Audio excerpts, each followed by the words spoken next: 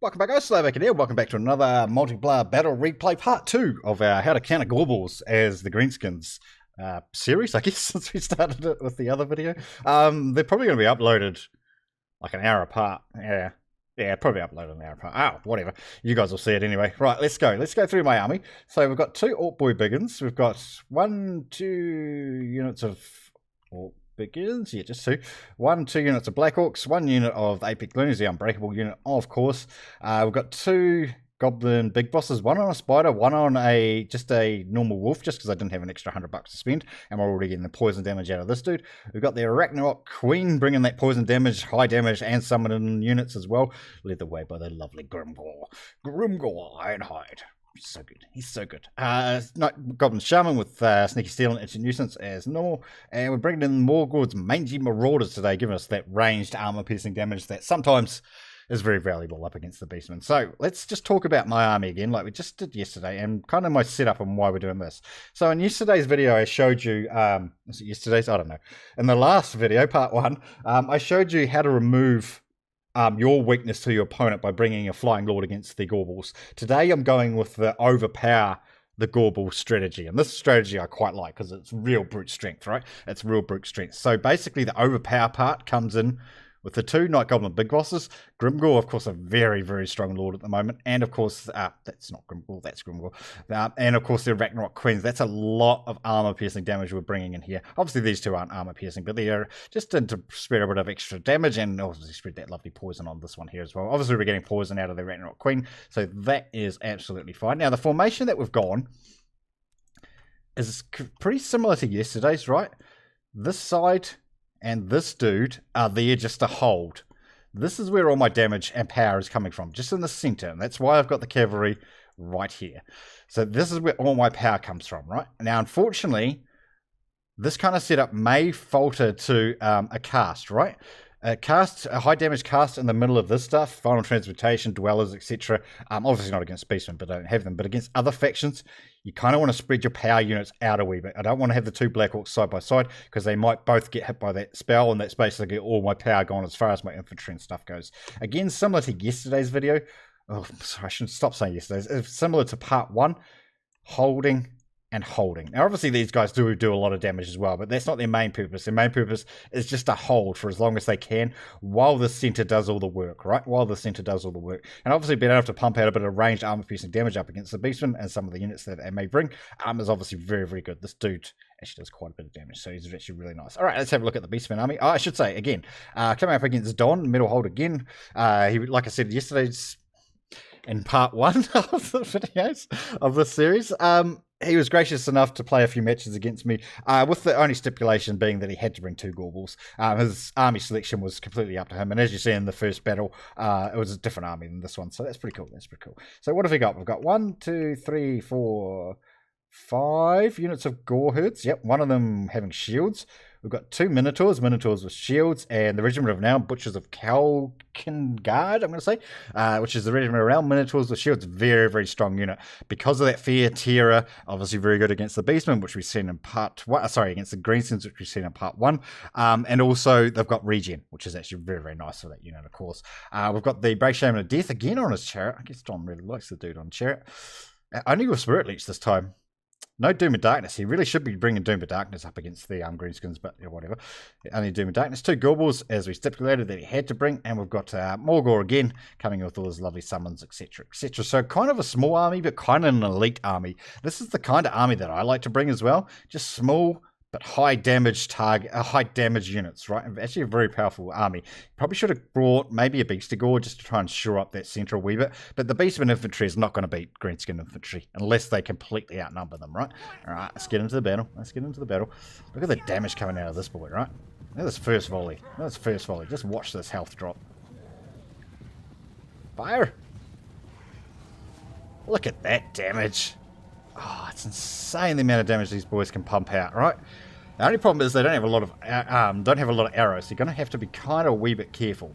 Now, dropping on some damage on these Minotaurs, that's probably not the best play. I'm just trying to hit whatever I can, basically, at this stage. Because obviously the lines are about to meet. Right, let's have a look. I want to get into some charges and stuff today. We didn't have a chance to in the last video. We didn't have a lot of chance to actually see them, so let's get into some charges, because that's what these factions are good for, right?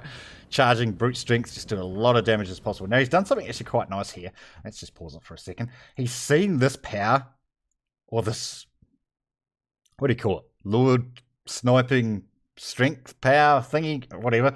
He's seen this, right? And now he's decided, he was bringing his Gorbles forward, and he's like, nah, nah, we're not dealing with that. I'm not eating that charge to start off with, so let's get back into it. Oh, come on. We gotta watch this. We gotta watch. Oh, that way, Sly. That way. Look, oh, that's such a good unit. I love the cow paint theme, right? Whatever you want to call it. Cows go moo. Cows go moo. Up against these savages.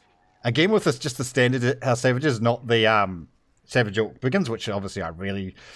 Did I say not the normal savages? Not the... sorry, not the Savage Orc Biggins, just the standard Biggins, right? So cool. Moo.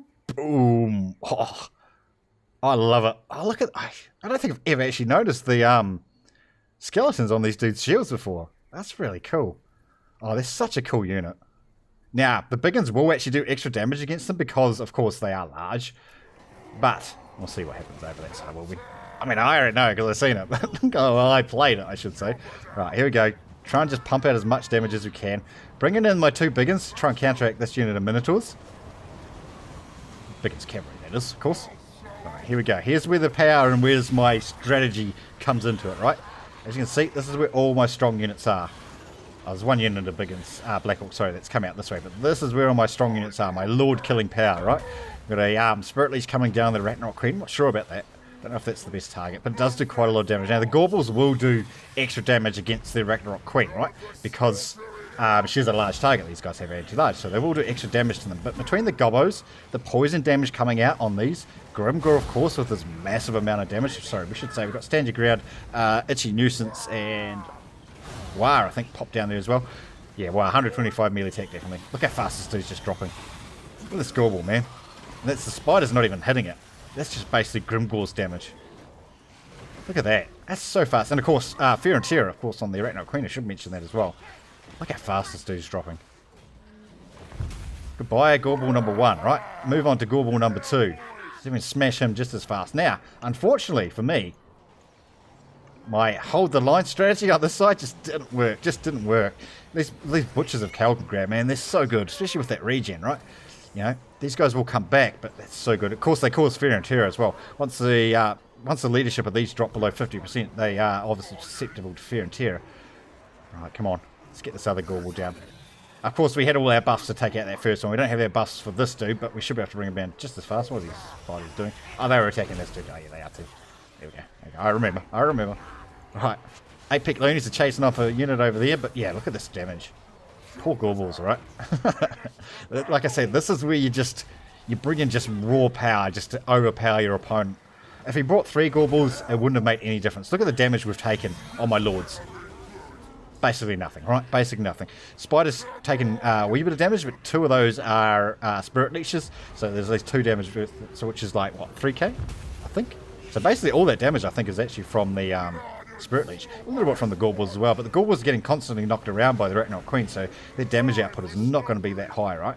Now we're just jumping on top of Morgor here. I don't know if that was the best tactical ability, but we are just jumping on top of him. See if we can just pump in as much damage as we can on him. He is, of course, a very, very tanky Lord Morgor. Like, ridiculously tanky. He's so good. He's so good. There's something that Beastmen need. They need some form of tanks, right, to actually stick around for a wee bit longer. Obviously, the new regiments of Renown have helped in that respect, but yeah, still pretty flimsy as far as the front line goes. There, this Black Orc has been in there pretty much the whole time, fighting against these Butchers of Kalkograd, which is just, you know, they're crazy, right? They just do so much damage. 104 armor pieces of damage up against Black Orcs is exactly what you want. Exactly what you want. Right, let's get back in here. Again, Grimgor has taken no damage. Oh, a sliver of damage. He's being debuffed at the moment. I guess that's the poison, right? Oh, no, it's that. It's the AoE, the, what do you call it? Fuck, I can't remember what it's called. Swarm of Flies, that's what it's called. Swarm of Flies, so reducing our attack damage and all that type of stuff there. But, yeah, oh, these guys, Mangey Marauders actually out of ammo here. Coming in with their whole 16 kills, but again, they were doing a lot of damage to the Minotaurs, Gorbals, obviously the Brave Shaman at the start, that type of thing. So, yeah. Pretty good. Again, Grimgor's taken absolutely no damage. Grimgor's such a good lord now since his buffs, right? You know, it was only a small buff, 5% HP. I believe he got a wee bit of a buff to his melee attack and defense as well, I believe. But, you know, 5% extra HP is just so tanky now, so good. If you really want just a brute force lord, Grimgor is the way to go at the moment. Obviously, he has some disadvantages, you know, the fact he's on foot and all that type of stuff. Obviously, doesn't really help him with maneuverability and things, but if anybody wants to come in and face you one-on-one, mano a mano, all that, is that how you say it? I don't know. Mano a mano? Yeah, mano a mano. If you want to do all that type of, you know, Macho Man, Randy Savage stuff. Grimgor is the best lord for it. He is so goddamn tanky at the moment. He is so tanky. Get him, Grimgor. Oh, look at the blood everywhere. And there we go. That's how to brute force the Beastmen, right? Yeah, my right hand flank didn't actually last as long as what I really liked. Ideally, we probably should have split off one of these guys and get a bit of poison damage over that side to help out a wee bit. That might have been the best option to do there. Again, I tried to say it during the match, but I kind of fumbled with my words a wee bit. But again, you know, these guys are only there because I didn't have enough money to get the Savage Orc Biggins, because obviously we've invested a lot in these guys. Obviously the 2 Black Hawks in there as well, very expensive. But it's mainly these Ragnarok Queen that's actually giving us a lot of cost in there. So we could have got them. We could have actually dropped Orc Boy Biggins. Let's just have a look at that. Go back. We could have actually dropped those Orc Boy Biggins in exchange for... I can't remember what they're called. I'll show you in a second. I can't remember what they're called. So we've got Grimoire. Brings all his stuff, right? Got this dude. We only want Itchy Nuisance for this matchup. Got 2 of these. One of them was just on a regular wolf mount because I didn't have the extra income. Or the extra money, I should say. 2 of those. Ragnarok Queen, where are you? Amazing Marauders, right? 2 units of Cav. $600 left. We had the Unbreakables. Just that one there.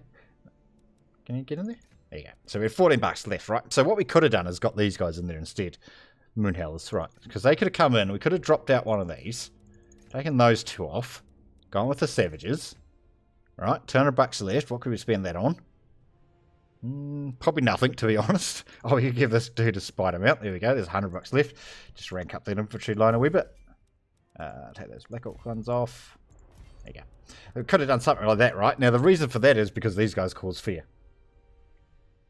Right? And against the Beastmen, causing fear, terror, whatever, either of those, is so good, right? It's so good. Now, obviously, the Queen does it as well. Does cause fear and terror. So you could have brought them in. Obviously, weakening your cavalry contingent quite substantially, because these are not a straight in-your-face bloody cavalry unit, right? These are flanking, hit them in the rear, cause fear, make units rout type of unit, right?